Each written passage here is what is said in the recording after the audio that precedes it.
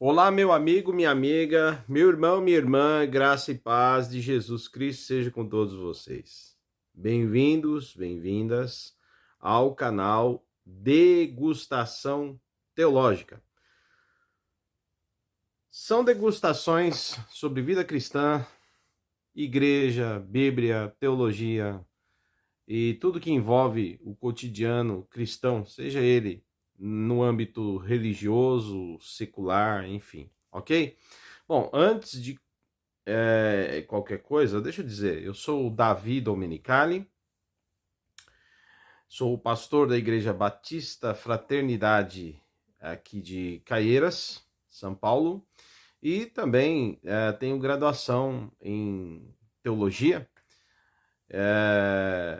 Sou graduado pela Faculdade Teológica Sul-Americana, com pós-graduação em Teologia Sistemática pela Faculdade Batista do Paraná, liderança pela Sul-Americana, e aí vai, né? Então, antes de qualquer coisa, não é a questão de apresentar credenciais, porque isso não quer dizer absolutamente nada. Mas eu só queria dizer que o canal aqui não é um canal de um aventureiro, né? Só que tá fazendo YouTube e tal, e não, a gente fala aqui com elementos de quem já passou um bom tempo sentado na cadeira, né, de uma faculdade teológica, estudando, analisando. E tem coisas que eu concordo com os meus professores, tem coisas que discordo com os meus professores, apesar de professores excelentes, né, mas nem tudo a gente concorda, tá certo? E eu tenho também uma igreja que tem uma visão, né, um trabalho para ser realizado, e nós temos uma linha teológica a seguir. Então isso é muito importante que você saiba, ok? Agora, lógico, aqui é um canal de degustação teológica, nós vamos falar um pouquinho de cada coisa e eu tento ser o menos radical possível, o menos fundamentalista possível, ok? Bom, é o seguinte, pessoal, o tema hoje é assim, ó, sou seguidor de um livro e, aliás, perdão, desculpa, vamos corrigir aqui, sou seguidor de uma pessoa, ou seja, Jesus, e não de um livro, dizendo que é errado seguir esse livro que é a Bíblia, né? Bíblia Sagrada, certo? Então tem um movimento aí dizendo que segue Jesus e não um livro, e quem segue, arrisca o livro, é um bibliólatra,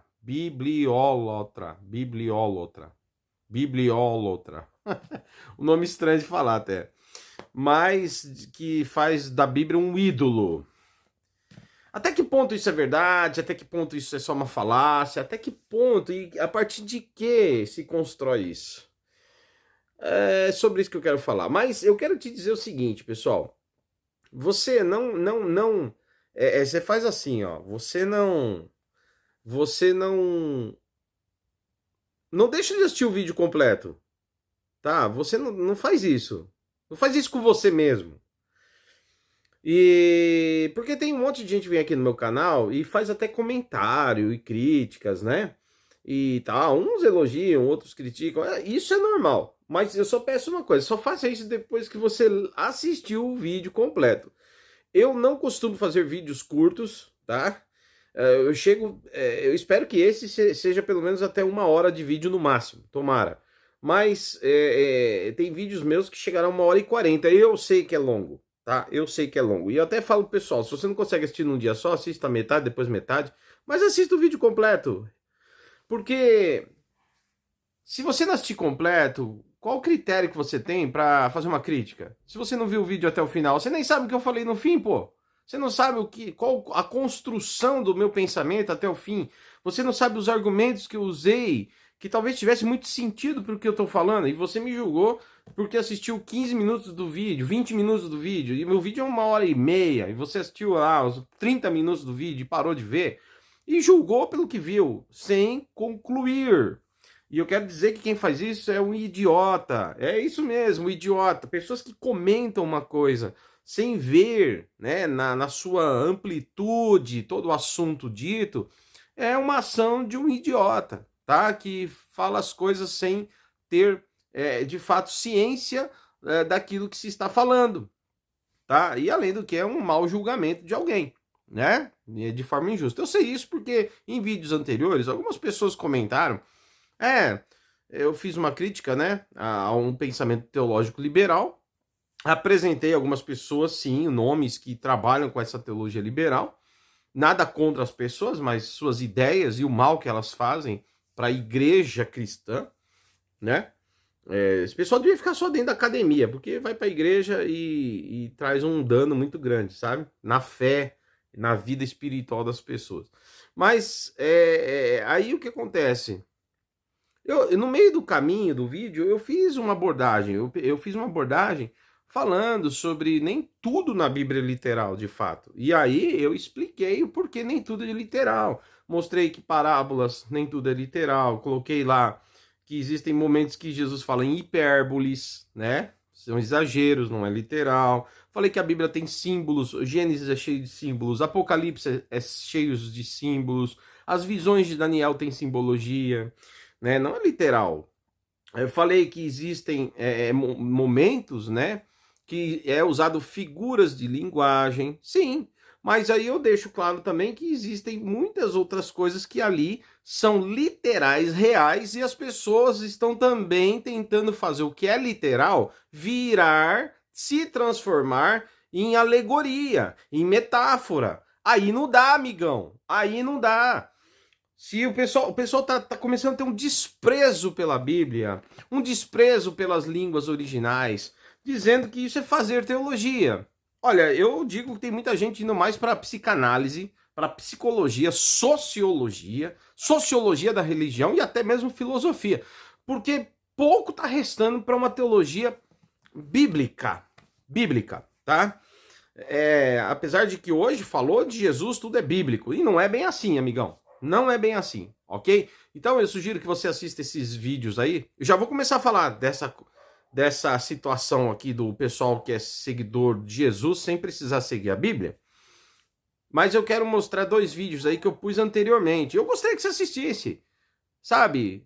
Ai, pastor, eu gosto de vídeo é muito longo, não tenho tempo a perder. Você gosta do quê? De miojo, querido? Você gosta do quê? De fast food? Pô, será que você quer se aprofundar em coisas numa discussão relevante, em abordagens profundas e às vezes até complexas, porque tem sim, eu admito, tem coisas complexas sim, mas só que só tem como a gente analisar quando a gente ouviu 1 hora de exposição de um ponto de vista e depois você sentar sua bunda na cadeira, desculpa a expressão, falar a expressão sentar sua bunda na cadeira, que é uma expressão até ridícula, eu sei, mas falando português claro aqui para você entender. E você precisa ouvir também o outro lado e ficar ouvindo ele com mente aberta para você fazer uma análise do que os 2 lados podem contribuir para o seu crescimento, o que você pega de um, o que você pega do outro, o contraponto de um, contraponto do outro, para você crescer, querido. E para você também ter suas conclusões. Senão fica ali, aquele ali fala tudo que eu gosto, tudo que eu gosto. Será que a gente vive na geração de que o que é bom para nós é tudo que gostamos? Cuidado, hein? O apóstolo Paulo, ele disse que haveria um tempo que não gostariam mais de ouvir a santa doutrina, tá? E pessoas cristãs, ele está falando da igreja, ajuntariam para si mesmos mestres que falavam aquilo que eles queriam. Olha o texto aí, ó. Olha aí, ó. Haverá um tempo que não vão aguentar ouvir a verdade, né? A doutrina que é mais sagrada, mais santa, né? Vão julgar aquilo difícil demais para elas, complicado, e aí elas vão pegar e colocar mestres e doutores para ouvir segundo as suas próprias vontades, desejos, paixões e etc. Tá? Então Paulo já alertava aí e ao Timóteo, que era um jovem pastor, sobre esse problema que surgiria. E tá surgindo um monte de gente que vai onde ele tem o ego dele massageado, as pessoas querem um lugar onde o inferno não existe mais, né? E se existe, ninguém vai para lá, então, porque Cristo morreu, então tá todo mundo salvo, mesmo quem crê, quem não crê. Isso massageia, isso dá um alívio para os nossos pecados. Será que é isso mesmo que a Bíblia quer que a gente tenha? Sabe? Outros vão lá e falam, não, pode casar homem com homem, não tem problema não, cara, não tem erro não, o que a Bíblia fala tá ultrapassado, aí vem um ataque à Bíblia. Por que esse ataque à Bíblia? Porque, meu, se você não atacar a Bíblia para desfazer, desconstruir tudo que a Bíblia diz, o que você faz? O que você faz?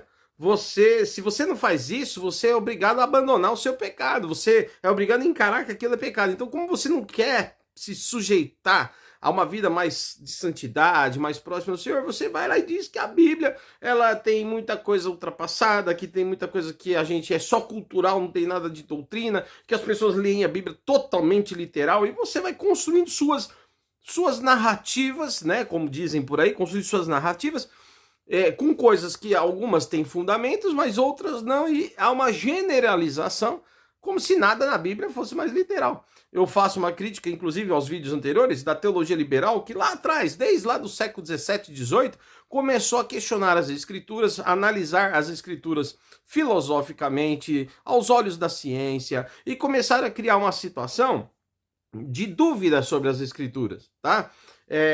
Se é inspirada ou não, que parte que é inspirada, que parte não é inspirada. Aí vem o Bultmann e diz, não, tem um monte de mito aí, a gente cabe ao teólogo saber o que é mito, que é real, é aquela coisa toda.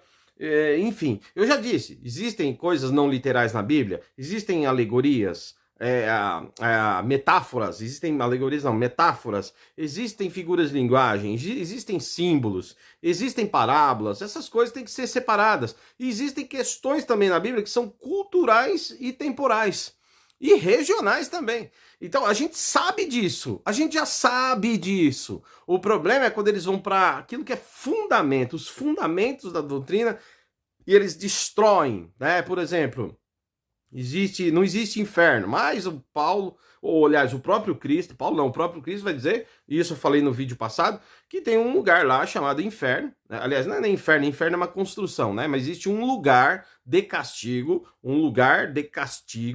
que é um lugar de sofrimento eterno. Essa palavra, sim, ela é utilizada eterno, e nós estamos falando do olhar do Novo Testamento. Para mim, tudo que é do Novo Testamento, queridos, nesse sentido doutrinário, ele joga luz ao Antigo Testamento. Porque vem esse pessoal e diz, não, mas no Antigo Testamento interpretavam diferente. Aí vem o Novo Testamento e Paulo traz uma visão filosófica. Olha, meu irmão, se você achar que tudo que Paulo é filosófico, é platônico, se você achar que tudo é resumido nisso, então eu quero te dizer que você não precisa nem ler mais a Bíblia, porque fica difícil, né, a gente entender as coisas totalmente assim, nada é revelação, nada é divino, nada teologicamente falando real, né, que está ligado ao Cristo mesmo e à verdade do que Deus revela à sua igreja. A gente esvazia o evangelho e o cristianismo de tudo que ele tem de espiritual ou da ação do Espírito Santo nele, tá? Então, esse lugar de tormento e castigo que é encontrado em Mateus capítulo 25, pode abrir lá e leia o capítulo inteiro, Mateus capítulo 25, tem um trecho que Jesus diz, esse lugar de sofrimento eterno, sofrimento eterno, castigo eterno, fogo eterno, algumas traduções colocam assim, será o lugar onde os ímpios ou as pessoas que não quiseram o Senhor serão lançados para lá, porque esse lugar foi preparado para o diabo e seus anjos. Cara, como que você coloca isso como uma forma alegórica, metafórica, ou figura de linguagem, simbólica, sei lá o quê? Se o próprio Cristo está falando do perigo da vida eterna, de perder a vida eterna. No capítulo 24, um capítulo antes do capítulo 25, ele diz, cuidado, vigiem, porque eu vou voltar.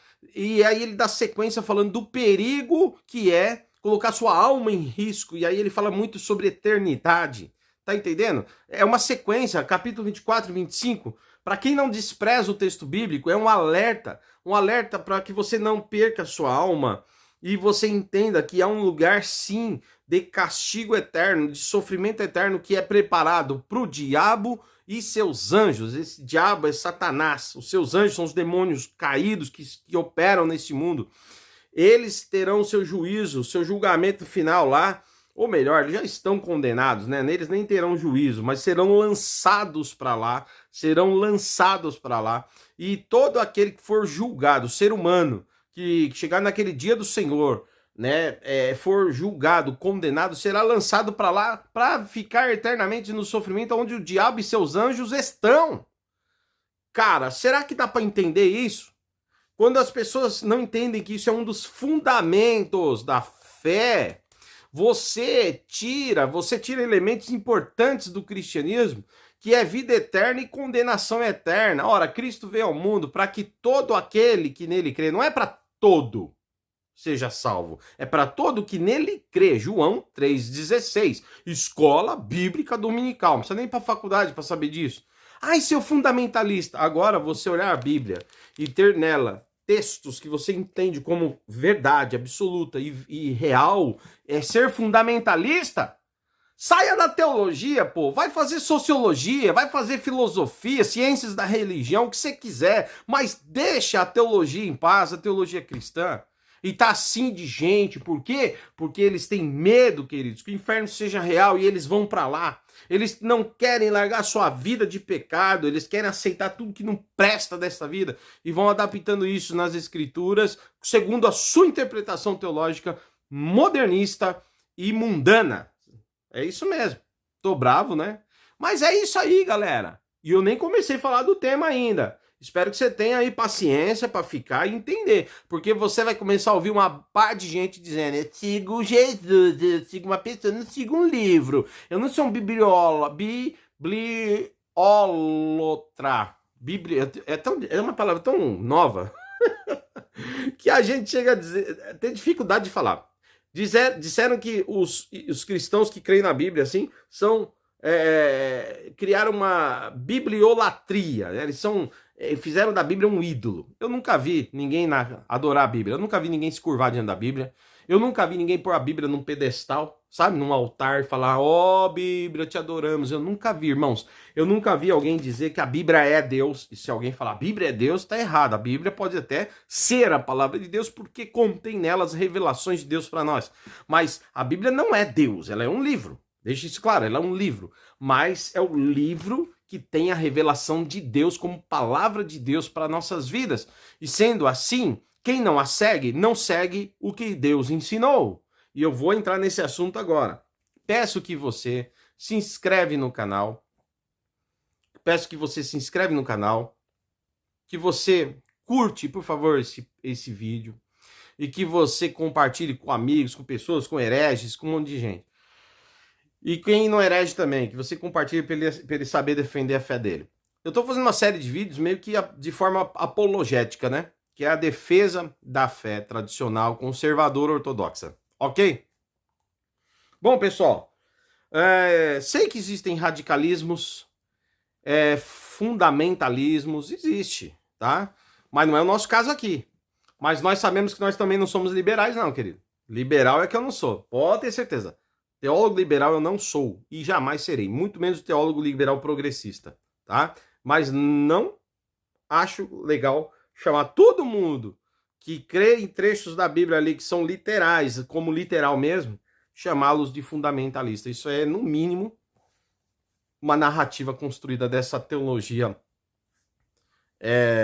modernista, humanista, cientificista e etc., mundana, posso dizer assim, dos tempos atuais, ok? Ah, não gostou, irmão? Sinto muito. Beleza? Bom, vamos lá. O problema é que nós estamos numa geração também que não aguenta ouvir a verdade. Tá, vamos lá. Acho que falar que eu tô com a verdade também é demais, né? Tá. A verdade das escrituras, beleza? E eu não estou falando de trechos difíceis de interpretação.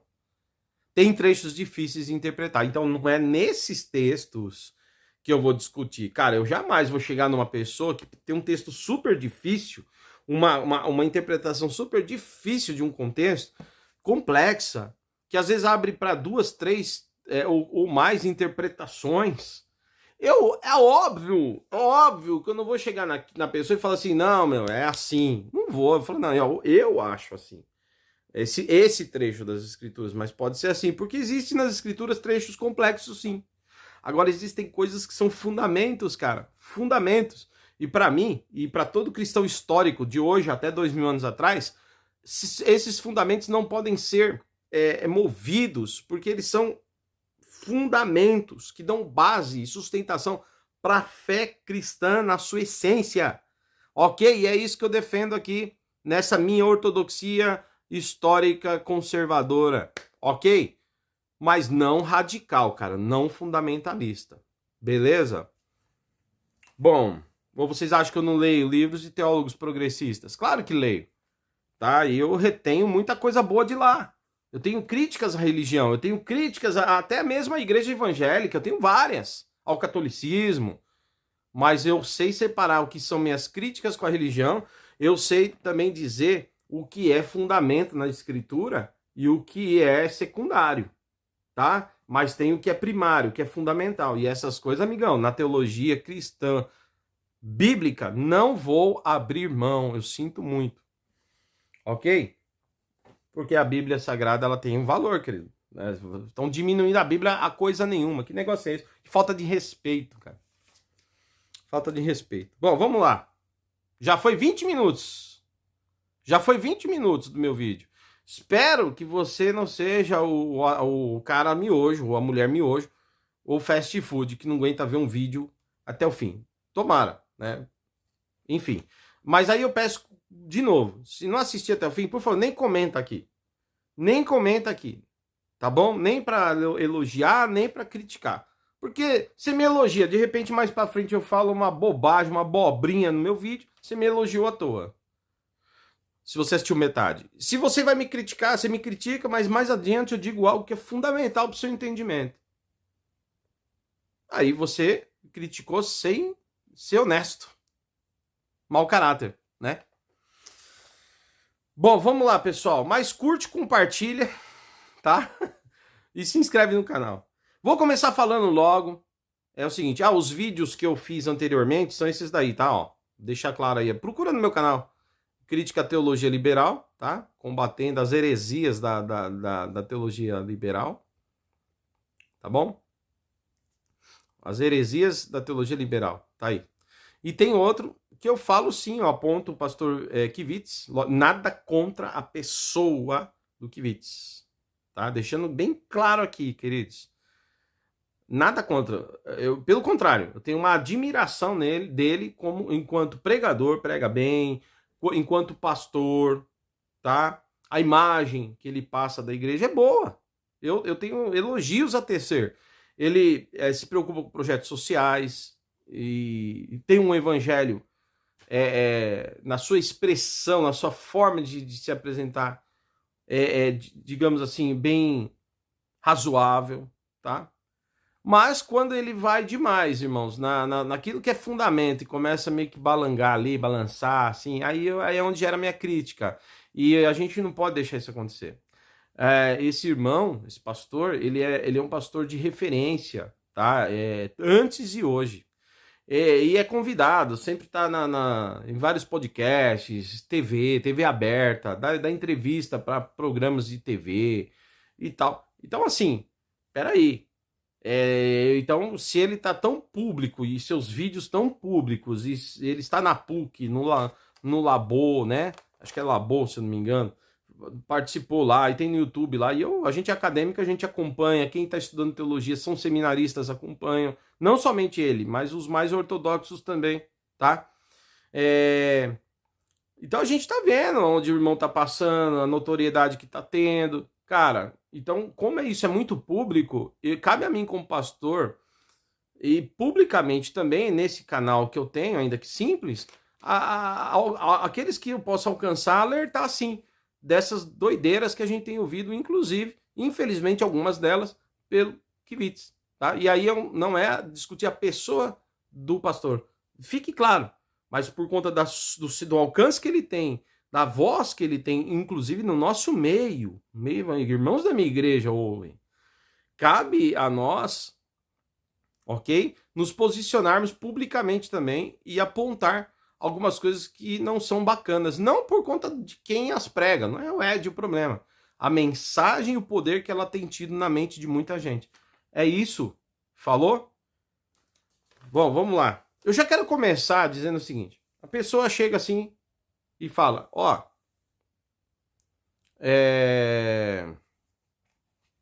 a pessoa chega e fala assim,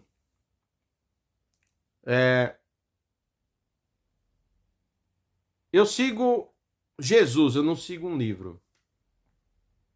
Eu sigo Jesus e não sigo um livro. eu não sigo um livro. Não é essa Bíblia que eu sigo, não.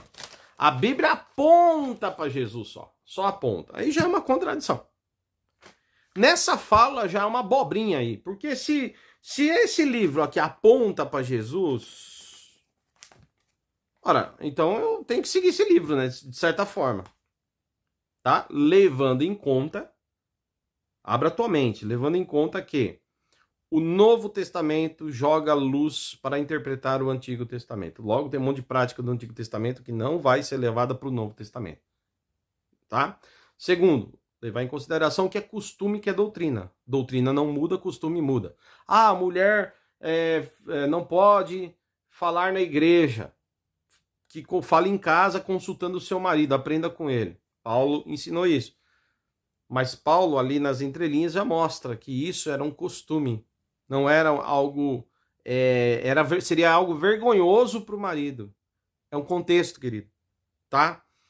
Então isso era costume. Tanto que hoje, nas igrejas mais rígidas e mais tradicionais, a mulher ensina, a mulher prega. Por exemplo, você pega uma Assembleia de Deus aqui, bem mais rígida. A mais rígida que você conhece. Assembleia de Deus. Lá, se você for olhar, a diaconisa está trabalhando. A professora da escola das crianças, geralmente, quem cuida da escola das crianças, normalmente a maioria é mulher, tem alguns casos que são irmãos, mas a maioria são irmãs. Você vai ver lideranças, mulheres liderando grupo de oração. Você vai ver professoras de escola bíblica dominical dando aula, inclusive para irmãos que são homens. Você vai ver irmãs missionárias plantando igreja, evangelistas mulheres. Você vai ver pregadoras, que não são pastoras, mas são pregadoras que vão ao púlpito para pregar a palavra, profetizas, enfim. Então você vê que mesmo as igrejas com mais uso e costumes, mais assim fechadas, tipo a Assembleia de Deus tradicional, que hoje a Assembleia de Deus tem um monte, né? Mas eu falo as mais raízes ali, as mais fechadas, até elas entendem que esse contexto aqui bíblico, onde a mulher não podia falar na congregação, era cultural. Ô, meu, pelo amor de Deus, alguém avisa aí, mano, esses pastores liberais dizendo, os fundamentalistas, que a gente atualizou, mano, esse lance aí. Avisa essa turma aí, pelo amor de Deus. Bom. Meu, se você não... Nossa, tem gente que não é... Tem gente que não aceita o que a gente fala, não é porque não tem lógica. Até tem, mas ela não, ela se fecha, ela fala, não quero, não mexa na teologia que eu acabei de construir. Não mexa na teologia que eu acabei de criar aqui, mesmo fora da Bíblia. Cara, eu tenho pena de você que faz isso. Sério. De verdade. Que Deus tenha misericórdia. E eu vou dizer, inferno existe, tá? E ateu não vai entrar no céu, não. Tá? Claro, mal religioso que usa uma capa de fariseu, também não entrará, provavelmente. Tá bom? Mas não vem com essa, não. O ateu vai entrar. Não vem com essa, não. Você vai se lascar, não vai entrar. Pessoas que vivem a vida sem renúncia, abraçando o pecado, achando que pecado era cultural, mas, né? Eu caso com quem eu quero. Não... Tá? Eu sou menina, eu vou casar com a menina. Tá? Beleza, direito seu, você vive uma sociedade livre, um país democrático, mas você precisa saber que as escrituras sustentam que não herdarão o reino de Deus. 1 Coríntios, capítulo 6, versículo 9 e 10, e isso não é cultural. Ali é uma lista de pecados, e Paulo classifica esse entre os demais pecados, como os que roubam, os adúlteros, os feiticeiros, e aí essa prática entra junto lá. É pecado, não é cultura. Desculpa! Aí vão querendo criar uma igreja legalzona, que acolhe todo mundo, porque no fundo... pregar que alguém vai pro inferno espanta as pessoas, né? Irmão, você pode até pôr a pessoa no hall de membros da sua igreja. Difícil vai ser vê-la entrar no céu. Bom, então vamos lá, pessoal. Eu sigo um livro, então... Eu não sigo um livro, dizem. Eu sigo uma pessoa. Puxa vida. Mas esse livro, ao mesmo tempo, esse livro aponta para essa pessoa. Mas eu não sigo o livro. Você segue sim. Só que às vezes você deturpa o livro. Você segue sim o livro. Porque, deixa eu falar uma coisa. Até aqueles que ficam aí. Eu não sigo o livro. O livro só aponta para Jesus, mas eu não sigo o livro. Eles são os mesmos que criticam Paulo. Paulo era cheio de platonismo, cheio de filosofia grega. Paulo, pode ser que Paulo usava como ferramenta. Igual eu uso a língua portuguesa para falar com os irmãos aqui do Brasil. Preciso, né? Imagina eu falar japonês aqui. Imagina você evangelizar o Japão querendo falar em português lá. Você vai ter que aprender a língua, né? Aprender a língua japonesa se você quiser pregar para eles. Paulo precisava, no mundo greco-romano, meu, isso aqui é muito claro, minha gente. Paulo vai pregar para um mundo que é um mundo greco-romano. Um mundo, ele vai para Corinto, ele vai para Éfeso, ele vai para um monte de lugar. Ele vai estar entre os Gálatas, ele vai para um monte de lugar, um monte de cidade com influência grega pesada. Atos dos Apóstolos fala muito claramente das viagens missionárias de Paulo. E às vezes ele vai falar com gente que é grande, gente que tem intelecto, filósofos, pessoas cultas, e que naquela época a linguagem delas era filosofia, era valorizado aquela coisa, aquele mundo. Imagina se Paulo não entende nada daquele mundo, queridos. Imagina se Paulo não usa, né, do saber filosófico, sabe, da linguagem que se entendia para tentar se comunicar com eles. Imagina se Paulo vai puramente com a mente de um judeu lá, se vai dar certo. Não vai dar certo! Não vai dar certo! Tá entendendo? Então Paulo precisou sim, em vários momentos ele vai usar tricotomia ao invés de dicotomia, falando da questão da alma, que está mais pro lado grego do que pro lado judeu. O judeu não tem uma ideia de corpo, alma e espírito, o judeu é corpo e alma. Certo? E aí, mas Paulo usa Jesus judeu ali, ficou na Galileia pregando, na Judéia, né, em Jerusalém. Jesus, se você for olhar, Jesus algumas vezes ele diz, olha, não temam os homens, não temos homens que matam o corpo, mas tema a Deus, que pode lançar o corpo e a alma no inferno. Jesus, ele usa corpo e alma.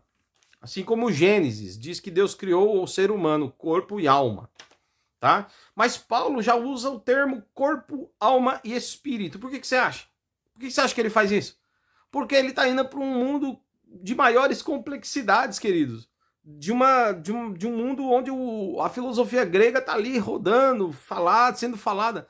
Esse era o ministério de Paulo, então ele tinha que usar. Meu, isso é tão claro pra gente. Aí vem esse pessoal querendo, não é bem isso aqui, Paulo. Como se Paulo tivesse, sabe, fraudado a mensagem. Como se Paulo tivesse usurpado ou criado um cristianismo que não é do Cristo. Isso é um desrespeito com o apóstolo São Paulo.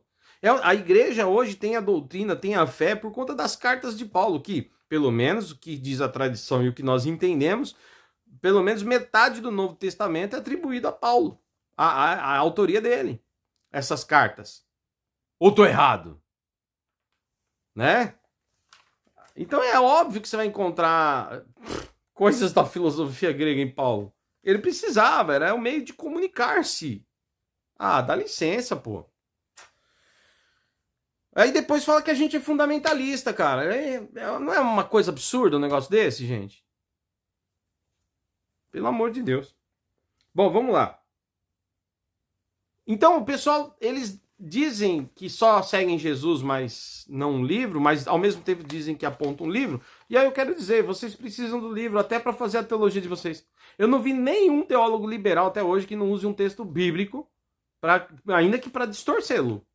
Até para criar uma heresia, você vai precisar da Bíblia, tá? Você precisa da Bíblia para afirmar Jesus ou para negar Jesus. Você vai precisar da Bíblia se você quer ser um ortodoxo ou se você quer ser um liberal. Se você quer ser alguém que anda na sã doutrina ou se você quer ser um pregador de heresia. Você precisa do livro, então você vai ter que engolir isso. Você precisa dele, até para criar heresia. Então o livro não tem como ser descartado, amigão.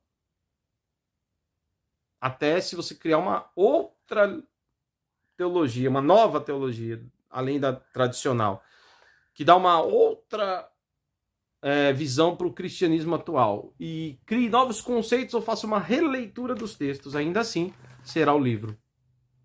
Ó, quero te dizer, ainda assim será o livro. Eu quero ver o dia que você subir num púlpito, numa igreja, e falar, irmãos, abolimos a Bíblia, tá? Não vamos nem usar mais porque seguimos uma pessoa e não um livro. Até para ler ou interpretar novas linguagens você precisa da Bíblia. Então pelo amor de Deus, se ficar falando que você não segue um livro. O livro não é nosso Deus. O livro não é o Cristo.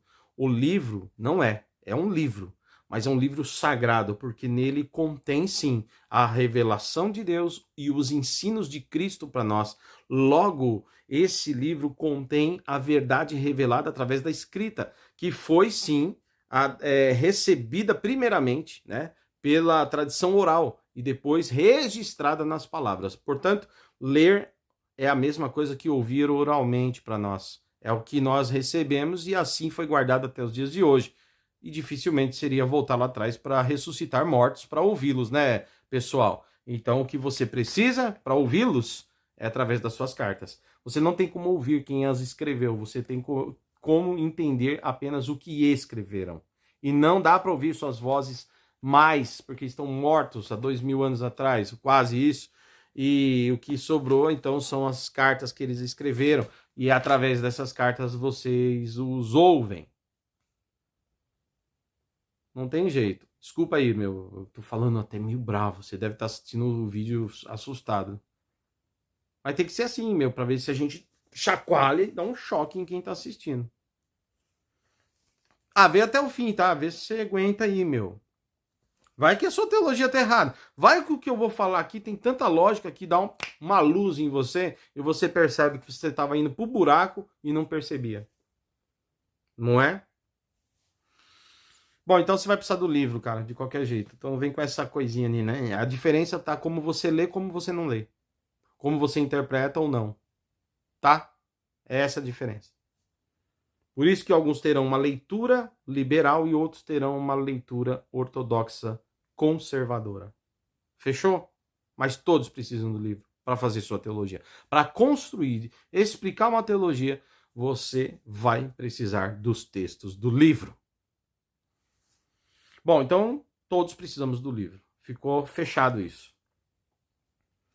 Agora, o livro. Eu vou falar, mas eu vou falar um pouquinho da origem. Eu vou falar, calma. Eu vou falar que os 4 primeiros séculos do cristianismo, nós tivemos cartas circulando entre as igrejas, mas o cânon não estava fechado. Eu vou falar, calma. Vou explicar isso aí. Que a igreja viveu com tradição oral por um bom tempo. Sim, eu vou falar isso. Calma aí. Mas eu estou primeiro dando essa introdução para mostrar o quanto você hoje precisa do livro. Tá certo? Talvez lá, 200 anos depois de Cristo, talvez não precisasse tanto assim. Hoje é necessário. Tá certo? Pelo menos para a gente ter essa amplitude do conhecimento de Deus. Eu acredito que foi até o próprio Deus que permitiu que essas cartas fossem unidas e canonizadas no século IV. Sim, porque o Espírito Santo manda na igreja. Ele dirige a igreja. E eu sigo uma pessoa e não um livro, não é? Então, se eu sigo essa pessoa que é Jesus, por meio do Espírito Santo, reuniu bispos no século IV, na verdade, no final do século IV, né? A conclusão da união desses livros, da canonização do Novo Testamento, deu-se entre os anos 396 e 397, no Concílio de Cartago. Ou seja, final do século IV. Mas essas cartas já circulavam lá desde o século I, final do século I, elas circulavam em todas as igrejas. Só que elas foram... Nem todas as igrejas tinham todas as cartas. Tem igreja, por exemplo, que nunca viu, por exemplo, o Evangelho de Lucas. Tem igreja que nunca teve acesso ao Apocalipse de João. Tem igreja, por exemplo, que nunca teve acesso a todas as cartas de Paulo. Você sabia disso? É verdade. Viu? Aqui não tem fundamentalista, aqui tem teólogo que entende essas coisas. Mas as cartas estavam lá circulando. Só que elas não eram todas as igrejas que tinham acesso a todas as cartas. Então eles viviam o cristianismo com o que eles tinham. Não era com a Bíblia completa. Só no final do século IV, como eu disse, os bispos vão se reunir de vários lugares e, devido à igreja já ter um certo favorecimento do Estado, porque já é depois de Constantino, né? Já é depois de Constantino isso, considerado o primeiro imperador que aderiu ao cristianismo na história da igreja. Depois dele as coisas foram melhorando para a igreja, então foi possível ter um pouco de tranquilidade para se organizar institucionalmente e se reunir para fechar os 27 livros, ou seja, as 27 cartas do Novo Testamento. Teve muita coisa que ficou de fora, tá?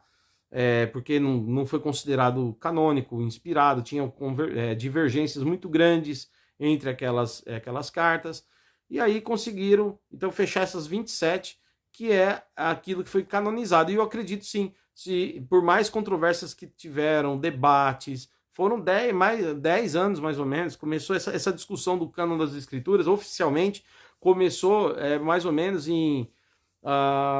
deixa eu ver aqui, no ano 381, começou no ano 381 em Roma, tá? E só foi concluída no ano 396 e 97, mais ou menos, em Cartago, num outro concílio. Ou seja, foram aí pelo menos uns 15 anos, tranquilamente, 15, 16 anos, de debates teológicos sobre as cartas que deveriam ficar, deveriam sair. Foi tirado, né, a Epístola de Barnabé, foi tirado o Didaquê, que tinha algumas igrejas que tinham essas cartas unidas. Então foi separado e dizendo, ó, isso aqui é literatura cristã, isso aqui é Bíblia Sagrada. Isso aqui vai para lá, é literatura cristã. Isso aqui é Bíblia Sagrada. E então eles conseguiram, com muita oração, sim, mas muita discussão também. Não foi assim também só oração. Foi discussão, análise teológica daquela época, com o recurso que eles tinham, com a condição que eles tinham para fechar o cano e dizer, são essas 27. E aí o outro lado diz que era uma espécie de manipulação, que puseram o que eles acharam melhor. Eu não creio assim não, eu creio que o Espírito Santo, porque seguimos uma pessoa, na verdade, e essa pessoa estava presente e permitiu que fosse assim, para que hoje eu e você tivéssemos o livro, para que pudéssemos hoje, através disso, não perder, queridos, não perder nenhuma expressão importante da nossa fé. Por isso que a Bíblia foi preservada. Por isso que Antigo e Novo Testamento foram preservados para até hoje nós podermos lembrar quem é Jesus e experimentar Jesus vivo. Não pelo livro. Jesus vivo é o Jesus vivo. Mas o Jesus vivo é conhecido por meio daquilo que o livro revela. Ok? É conhecido pelo que o livro revela. É, sim. E eu vou provar para você, mesmo você que não gosta do que eu estou falando, que diz que não segue o livro, mas segue uma pessoa, eu vou te fazer uma pergunta, uma situação, vamos criar uma situação absurda. É absurda, mas vamos criar a situação.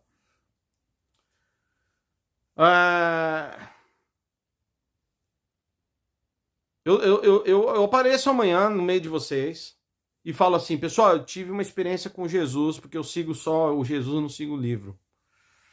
Vocês que pregam, que seguem, não seguem o livro, só seguem uma pessoa, tá? Aí eu chego lá e falo, cara, eu preciso contar um negócio para vocês que aconteceu comigo essa noite, hein? E é um mistério, uma experiência mística. Aí vocês falam, conta, o que foi? Se é que vocês vão acreditar em mim, né? Mas assim, porque geralmente esse pessoal não acredita nem em milagre, né? Mas aí eu falo assim, ó, Jesus veio pessoalmente, em espírito, lógico, mas ele veio na minha casa. Isso pode acontecer, Jesus pode aparecer aí, tá? Em espírito, tá bom? Mas ele veio na minha casa, batemos um papo, e aí ele me falou assim, ó, vou te fazer uma revelação que eu não fiz pra ninguém. Eu fala, Jesus, fala que teu servo ouve. Aí ele fala assim, ó, eu vou falar algo pra você, mas ó, não contei pra ninguém, só pra você. Aí sai divulgando aí, tá? Pra revelar isso. Eu sou o Jesus Cristo dos últimos santos, da última hora. Fala isso pra mim. Aí ele pega e fala assim, ó, na verdade, eu briguei com meu irmão. Eu tenho um irmão. E esse irmão, ele é meio bagunceiro, ele não gosta das coisas certas. Aí, esse irmão é o diabo. Sim, Satanás, aquele lá. Ele é o diabo. Então, meu pai, né, pegou e, como a gente tem muita treta, eu e meu irmão, e eu sou bonzinho, eu sou um ser de luz, o meu pai foi lá e baniu meu irmão lá, e meu irmão então falou, também vou fazer só arruaça. Então a gente fica nessa treta, eu e meu irmão faz tempo, mas a gente é irmão, tá? Só queria que você soubesse que eu e o diabo lá somos irmãos. Esse ser que se diz Jesus fala isso pra mim e vai embora. Aí eu vou lá e conto pra vocês amanhã. Me diz uma coisa, se vocês não seguem um livro... Não, por favor, seja coerente. Se você não segue um livro, com qual autoridade? Autoridade de quem vocês vão dizer que eu sou um herege? O que vocês sabem que isso é um absurdo, certo? Mas por que vocês sabem que isso é um absurdo? Porque vocês aprenderam isso no livro. Esse livro que foi recebido pela tradição oral cristã. E exatamente, nada... aliás, tudo que está no livro condiz com o pensamento cristão primitivo. Por isso que está aqui. Então, até o século IV, queridos, o pensamento da igreja está aqui. Os fundamentos da fé estão aqui. Então, não tem nada a ver. Jesus é Deus. Jesus é a segunda pessoa da Santíssima Trindade. Jesus é santo. O inimigo era um ser criado, não é isso? E que foi lançado, banido da presença de Deus. Desfigurado. Ele e os seus seguidores, seus anjos, que são demônios. É o que a Bíblia nos revela. É o que a tradição cristã nos conta. Então, isso está aqui no livro. É por isso que se eu chegar contando uma história dessa doida para você, que Jesus veio aqui e contou que ele era irmão lá do inimigo, tal, sabe que você vai falar? Meu, você pirou, mas você precisa de um remédio, você tá doido. Você tá vendo coisa esquizofrênica, você tá vendo doideira. Ou então vocês vão falar para mim, seu herege, você é um herege. Porque as escrituras... Aí você vai recorrer ao livro, né? Porque se você não recorrer ao livro, eu vou questionar você. Eu vou falar, com qual autoridade você está dizendo que Jesus não foi na minha casa? Só tem uma resposta, irmão. Pela tradição cristã e pelo livro. Pelo livro. Tá te dando parafuso ou não? Se não tá começando a te dar um... Se você não tá questionando esse seu argumento, que você só segue uma pessoa e não segue um livro, por tudo que eu tô falando até agora, eu acho que você realmente abraçou uma narrativa e ela só te satisfaz. Então, porque você não quer que as coisas que são pecados sejam pecado. Então, você constrói uma situação aí, tá? Você constrói uma situação aí. Você não quer que a gente continue falando que o conceito bíblico de família não é do mundo. O conceito bíblico de família. Eu vi um dia, num desses vídeos, você é da turminha aí do Siga um Livro, aliás, não, se você é da turminha do Não Siga um Livro, Eu Sigo uma Pessoa, diminuindo assim a inspiração das escrituras, os trechos literais das escrituras, se você é dessas pessoas que está diminuindo isso, que gosta desse progressismo teológico, liberalista, você deve ter assistido a palestra que eu vou falar, porque esse determinado palestrante, que é liso igual sabão, igual quiabo, ele vai lá e sabe o que ele fala? Ele fala assim, ó, olha, eu sigo... Ele inclusive vai fazer um curso sobre crises de fé, né? Fala assim, ó, família, conceito de família. Qual que é o conceito de família? Ele vai lá e pega assim e fala que o apóstolo Paulo, em escrevendo a Timóteo, ele dá uma orientação quais são as recomendações para os bispos ou presbíteros, pastores da igreja. E ele diz, uma das recomendações seja marido de uma só mulher. Aí esse irmão, que é ovacionado como um grande intelectual, que ele diz assim, ó, olha, quer dizer então que quem não é bispo, quem não é pastor, pode ter mais de uma mulher? Porque ele está dizendo, seja marido de uma só mulher. Então eu posso pressupor que quem não é pastor, aí pode ter duas mulheres? Cara, isso é assim, sabe, uma fuga. É isso que acontece quando a pessoa começa a desprezar o livro, cara. Quando começa a desprezar a Bíblia, cai na própria armadilha do seu intelecto. Sabe por quê? Porque, primeiro, não pressupõe isso, a gente sabe. Paulo está pregando para um mundo onde era possível ter duas mulheres. E aí ele vai dizer para os pastores: quem quer ser pastor, seja exemplo. Exemplo. Tendo uma só mulher. Para quê? O que ele está falando nas entrelinhas? Para que a partir do exemplo de vocês, certo? Os demais aprendam também a ter uma só mulher.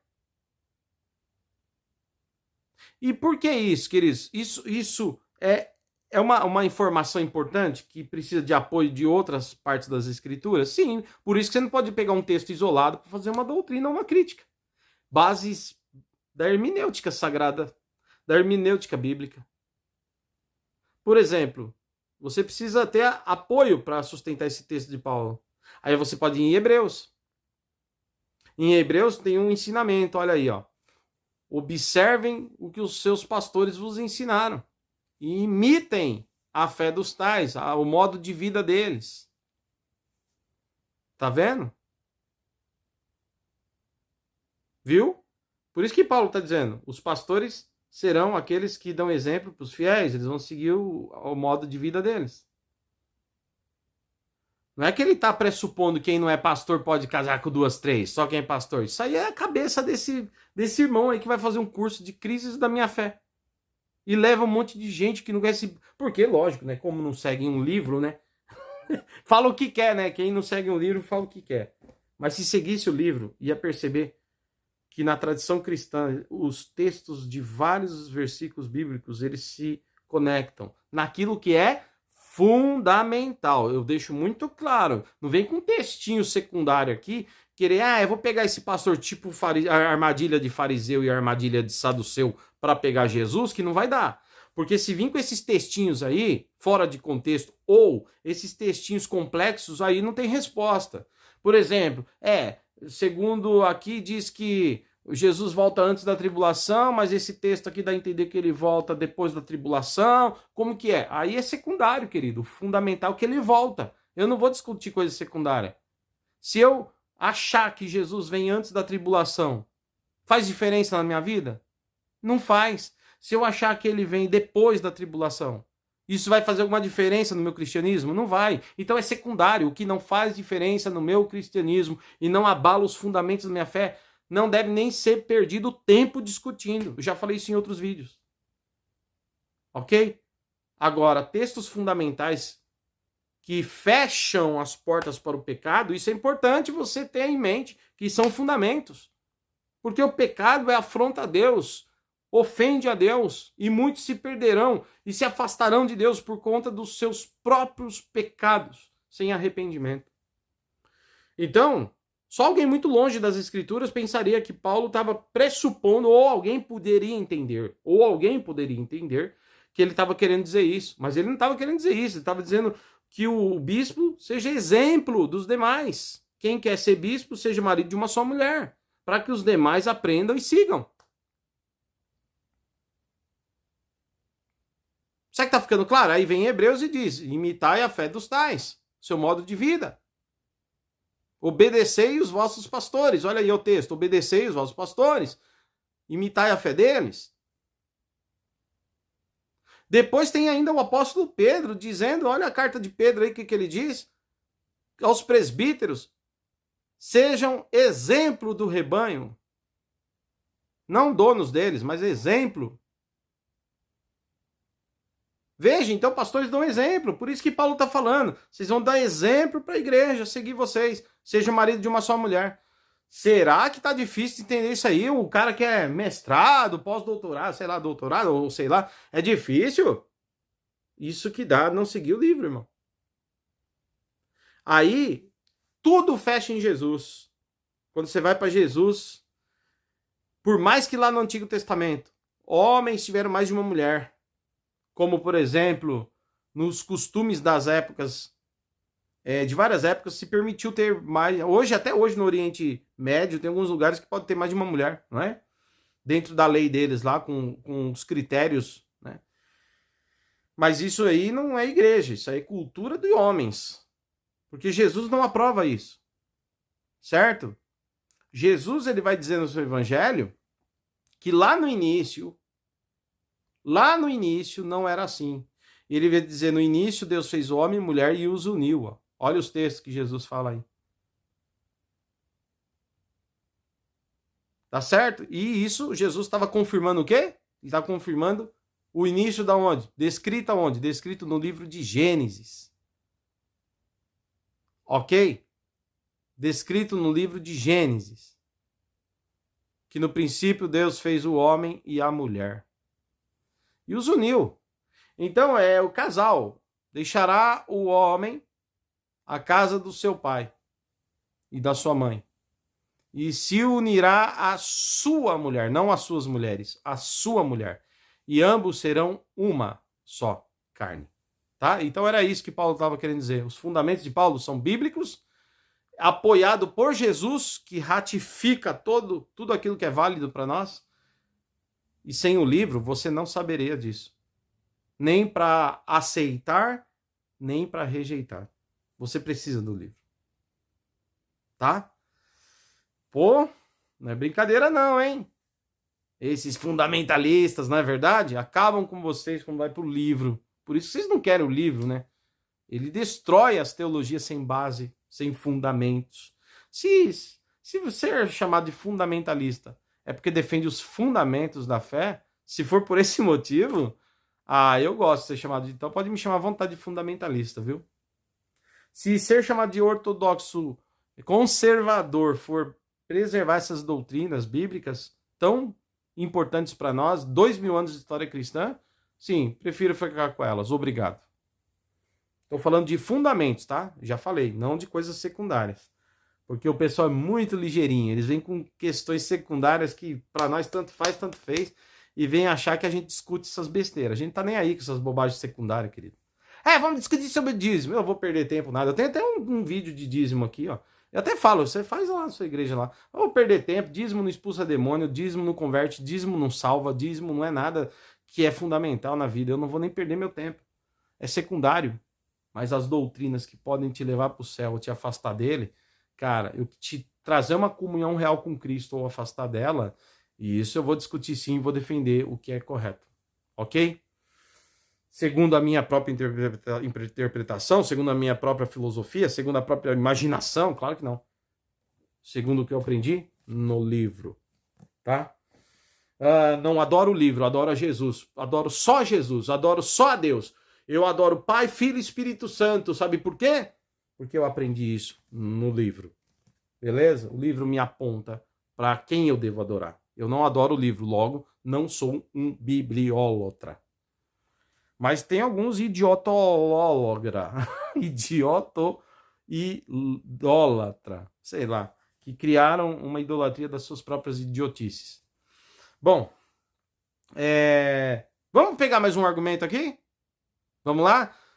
Vamos falar então, você achou uma loucura se eu falasse para você que Jesus veio aqui e falou que ele é irmão lá do coisa ruim, você falaria, seu herege, né? E defenderia como? A fé. Usando o livro que você critica, tá? Não tem outro jeito. Se você não usar o livro, você não tem autoridade própria em si mesmo para dizer que eu sou um herege. Bom, a não ser que tá valendo tudo, né? Talvez você até aceite e passe a andar comigo e a gente crie uma teologia louca dessa, não é? Isso mostra o quão longe as pessoas estão de Cristo, cara. Né? Infelizmente. Mas tem uma outra coisa. Quer ver que a gente pode usar como explicação básica, igual coisa desenhando para criança. Vamos dizer que eu tô aqui, ó. Vocês fazem uma foto de mim, tá? Plá! Aí o fotógrafo aí tá tirando uma foto minha. E aí a minha foto fica pronta. Tcharam! Legal.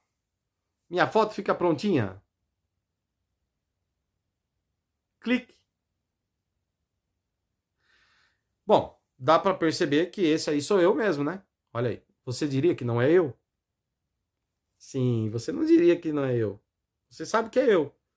Só que passa um tempo, né, assim, umas 3 semanas.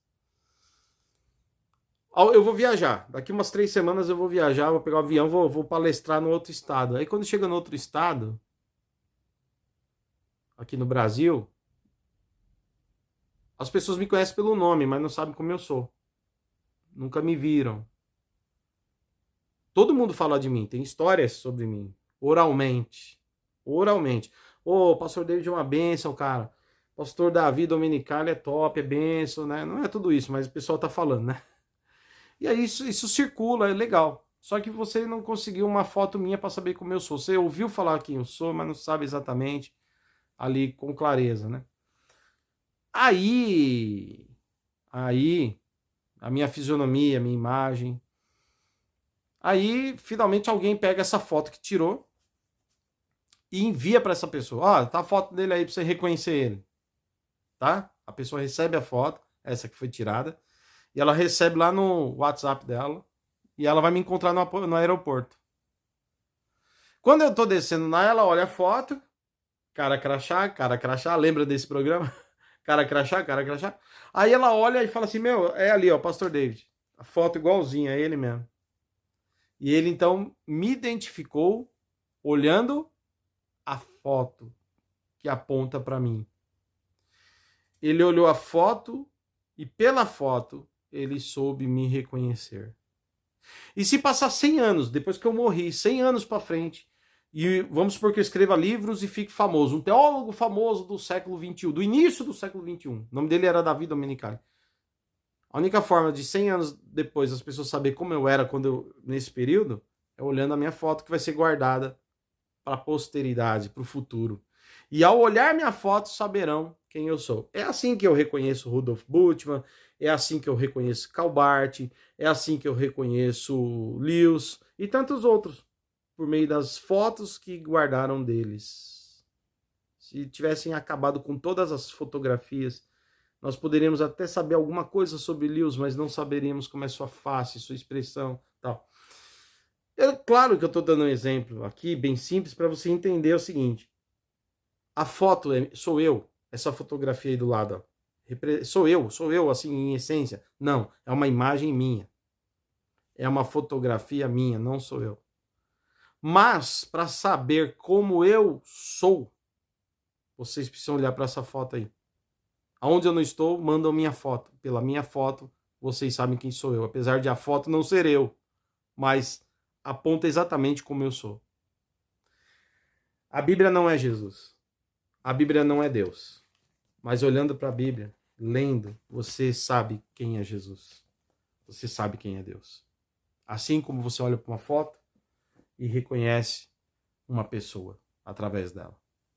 Meu, se esses argumentos, que é coisa de bebê dado para criancinha, não te convenceu, nada mais te convencerá.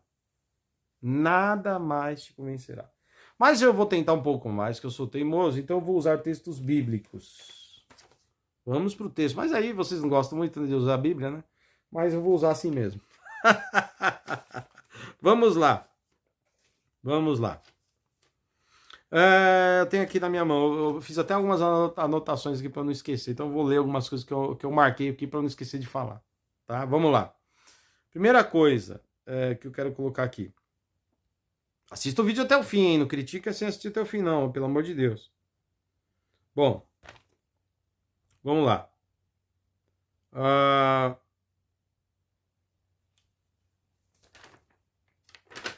Pegando aqui.